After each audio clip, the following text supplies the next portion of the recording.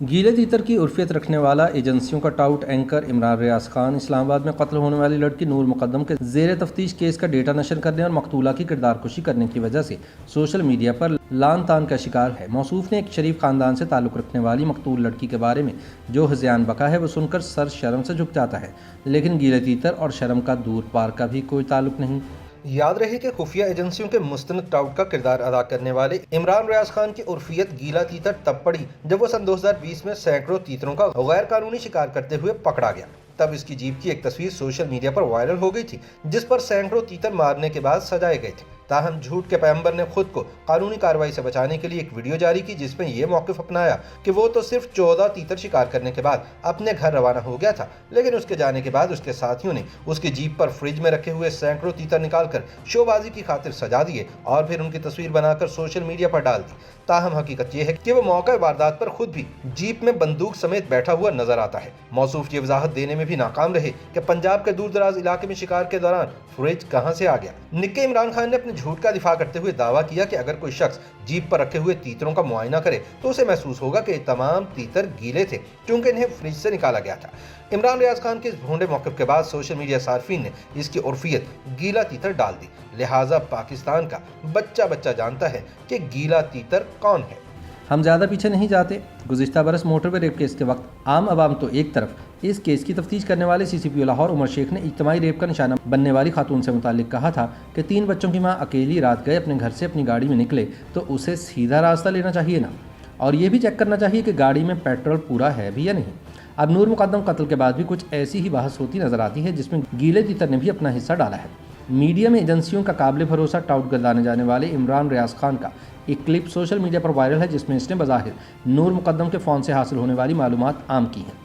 جسے مقتولہ کی کردار کشی قرار دیا جا رہا ہے۔ اپنے YouTube چینل پر گیلے تیتر نے صدف کمل کے متنازع بیان پر ان کے خلاف بولنے والوں پر تنقید سے لے کر پاکستانی فیمنسٹ، میرا جسم میری مرضی کا حق مانگنے والی خواتین، اسلام آباد میں بانی پاکستان قائد اعظم محمد علی جناح رحمۃ اللہ تعالی علیہ کی تصویر کے نیچے ہونے والے فوٹو شوٹ سے لے کر نور مقدم کیس تک ہر معاملے پر بطور صحافی خبر دینے کی بجائے اپنی ذاتی رائے دی ہے، جو خواتین کے حوالے سے انتہائی متعصبانہ اور جاہلانہ قرار دی جا رہی ہیں۔ اور گیلے تیتر کے اس کلپ پر سوشل میڈیا پر شدید رد عمل سامنے آ رہا ہے۔ نور مقدم کے اپنے والدین کے ساتھ کیسے تعلقات تھے، انہوں نے اپنے والدین کو کتنی کالز کی ہیں، ٹیکسٹ میسیجز کیے۔ بیشتر افراد کا کہنا ہے کہ سب معلومات اول تو زیر تفتیش مقدمے سے متعلق ہیں، انہیں میڈیا پر شیئر کرنا جرم ہے۔ دوم، نور اور ان کے والدین کے ذاتی تعلقات جیسے بھی ہوں، یہ نور کے قتل کا جواز فراہم نہیں کرتے۔ سوشل میڈیا پر گیلے تیتر کے خلاف تنقید کا نقطہ یہ ہے کہ ذہنی طور پر بیمار اینکر زیر تفتیش معلومات کو استعمال کرتے ہوئے مقتولہ کی کردار کشی کرنے کے ساتھ ساتھ اس کے ساتھ ہونے والے ظلم کو جائز قرار دینے کی کوشش کرتا نظر آیا۔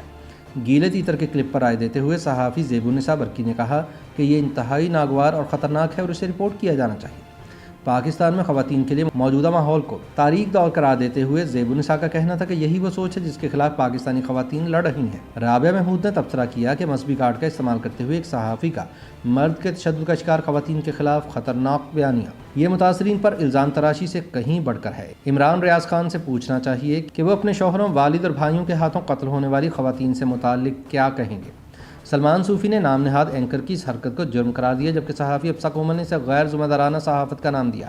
اس حوالے سے اینکر منصور علی خان نے UN ویمن کا ایک کلپ شیئر کیا ہے جس پر درج ہے کہ آئیے متاثرین پر الزام تراشی والے بیانیے کو بدلتے ہیں اور زبان کی طاقت کو بچ جانے والوں کی خدمت کے لیے استعمال کریں، نہ کہ مجرموں کے فائدے کے لیے۔ ساتھ ہی منصور نے مرد نے اس عورت کو مار دیا جس نے اپنے والد کو صرف 3 مرتبہ ٹیکسٹ پیغام بھیجا والی ہیڈ لائن کو مسترد کرتے ہوئے لکھا کہ اس خبر کو اس طرح لکھا جانا چاہیے کہ مرد نے عورت کا قتل کر دیا۔ اس بارے شانزہ کا کہنا ہے کہ مرد کے ہاتھوں عورت کے قتل کو جائز ثابت کرنے کے لیے ہم بحیثیت قوم کسی بھی حد تک جا سکتے ہیں۔ وہ کہتی ہیں کہ اسلام والا سیاق و سباق صرف عورت پر ہی نہیں مرد پر بھی لاگو ہوتا ہے۔ بدقسمتی سے اس کیس میں مرد کی اتنی بڑی غلطی نظر نہیں آ رہی اور اس کی حمایت میں عورت کو مارا جا رہا ہے۔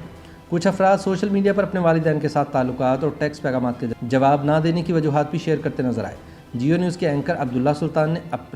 اپنے والدین کے درمیان تعلقات کے متعلق بتایا کہ میرے والدین میرے ساتھ رہتے ہیں، میں ان سے بہت پیار کرتا ہوں اور ہم روزانہ گھنٹوں باتیں کرتے ہیں، اس لیے ٹیکسٹ پیغامات کی نوبت ہی نہیں آتی، اور میری والدہ تو اکثر واٹس ایپ پر آنے والے پیغامات مجھے بھیجتی ہیں جن کا میں شاذ و نادر ہی جواب دیتا ہوں۔ یہ سب بتانے کے بعد عبداللہ پوچھتے ہیں کہ کیا اس کا مطلب ہے کہ میں ایک برا مسلمان ہوں؟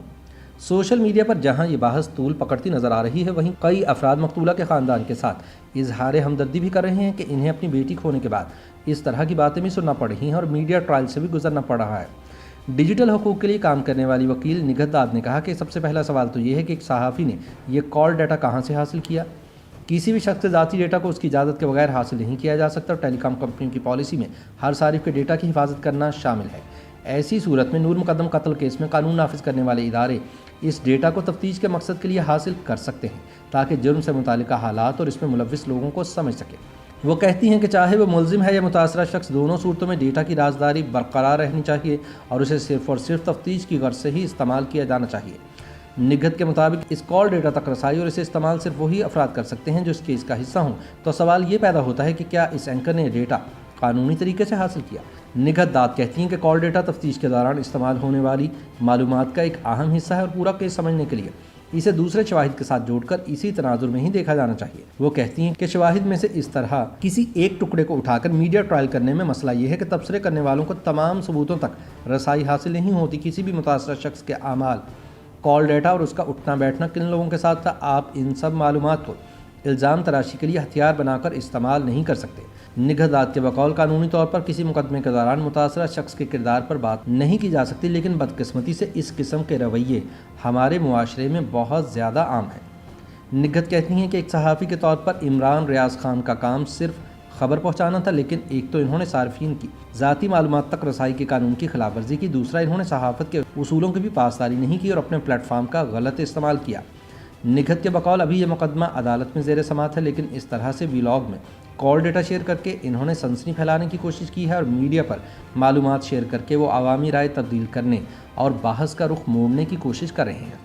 इस तरह के केसेस में चाहे मालूमात सही भी हों, लेकिन इससे मुआशरे पर बुरा असर पड़ता है। अगर आप खबर को सनसनी के अंदाज में गलत रुख देकर अपने नज़रिए की हिमायत में पेश करें और मीडिया पर हाइप क्रिएट करने की कोशिश की जाए तो ऑनलाइन और ऑफलाइन मुजाहरे शुरू हो जाते हैं और अदालतों पर भी दबाव बढ़ता है। निगहत कहती हैं कि हमारे मीडिया में अदालत या पुलिस के सामने जारी मुकदमात पर तबसरे और तज्ज़िये आम हैं, चाहे वह सुप्रीम कोर्ट के मुकदमात हों या नैब के। उनका कहना है कि शफाफियत को यकीनी बनाने के लिए कुछ मुकदमात में ख़ास किस्म के तबसरों की इजाज़त दी जानी चाहिए, फिर चाहे वो ज़ेर समात ही क्यों ना हो। ताहम अगर ये तबसरे किसी मुकदमे की मुनसिफाना कार्रवाई में मुदाखलत का सबब बने तो इस सूरत में अदालत ने तबसरों रिपोर्टिंग की इजाज़त नहीं दी। निगहत ने बताया कि सन 2018 में सुप्रीम कोर्ट ने सो मोटो केस नंबर